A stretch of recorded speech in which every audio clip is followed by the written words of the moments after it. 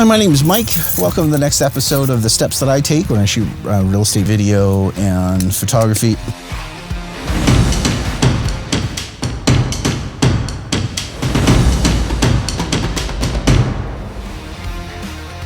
Once again, the name of my company is called Wornstar Media. This next step's a little insane. Video's important. Video is the way things are happening these days. People want to have a really good look at what's going on online.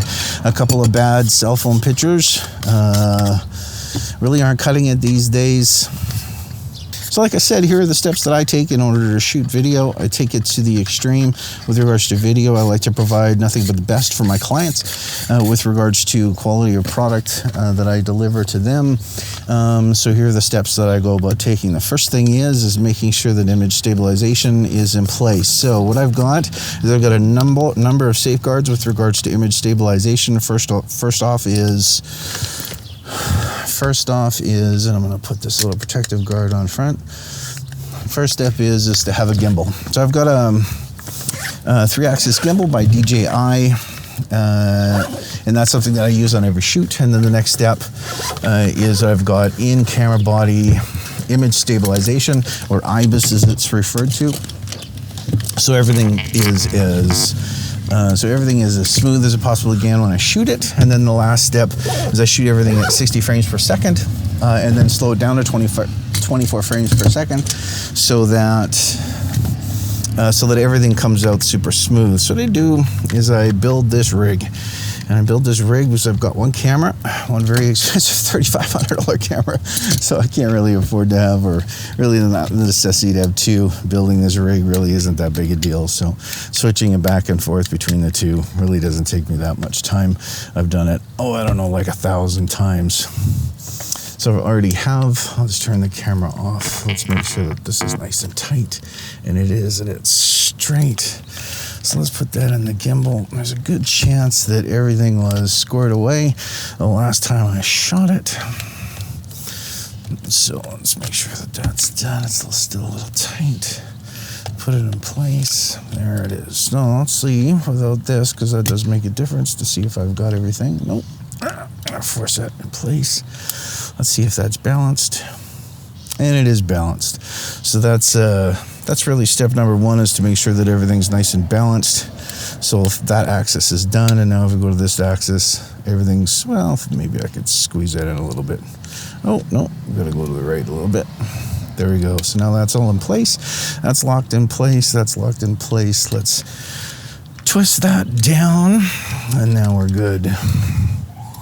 So I'll make sure that this is lined up. So next step in the process, this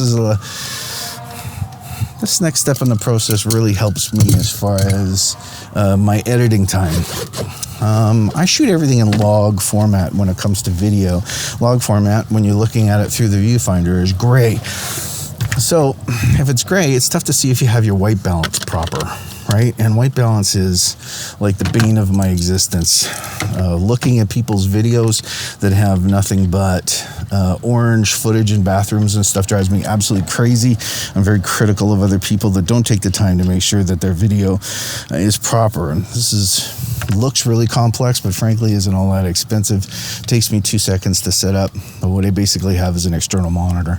The external monitor, this is going to be really geeky and hard to explain, but I can actually install the final LUT that I'm using for the video, so that I can actually see what it's going to look like when I bring it into the computer and put the LUT on, which is basically its color grading, and I'm putting a handle. So I can dial in the white balance in every single room.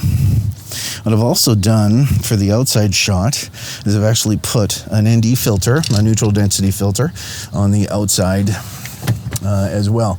And what that does is it allows me to hit the proper 180 degree turn that's necessary to have 120 or 125 in this case shutter speed, along with the 60 frames per second that I'm shooting with. And then I can actually keep the brightness down with the ND filter. So this is all set up nice now. So I'm going to put on, and I'm going to put it in the movie mode, and I'm going to turn this outside monitor on.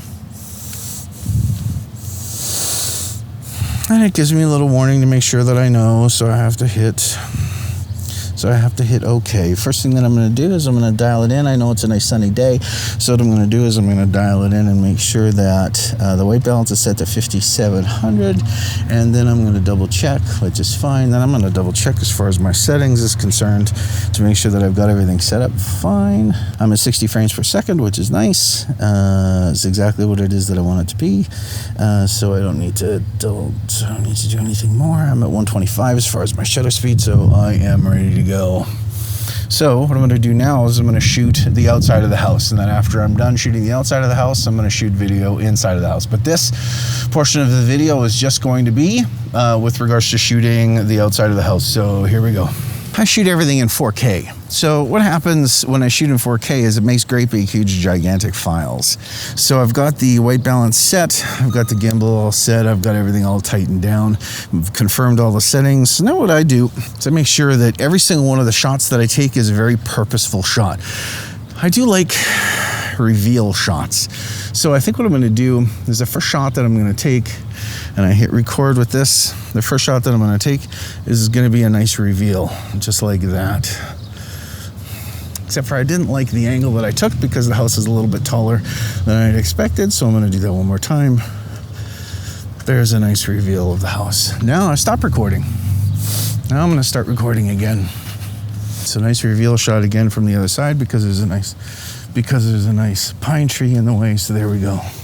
Gets a little bit dark when we go on the front, but I got a feeling that everything's going to be just fine.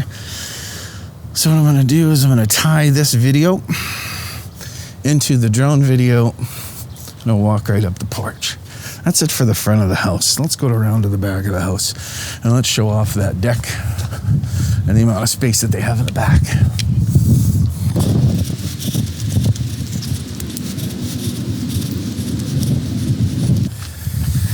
All right, I'm at the back of the house now. It seems a little bit brighter, so I'm going to turn that down. I'm going to use my histogram that's in place. I'm going to double check that I'm nice and straight as far as my speed is concerned. Let's do a nice little reveal of this deck. Final exposure's there. And that's the deck in the back. So there we go. That's it for this episode.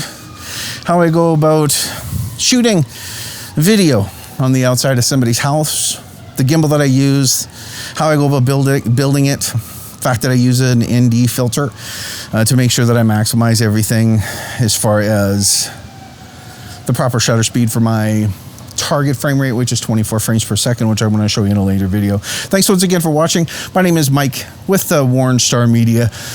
Check out the other episodes. All the links will be in the description of this video, and thanks so much for watching.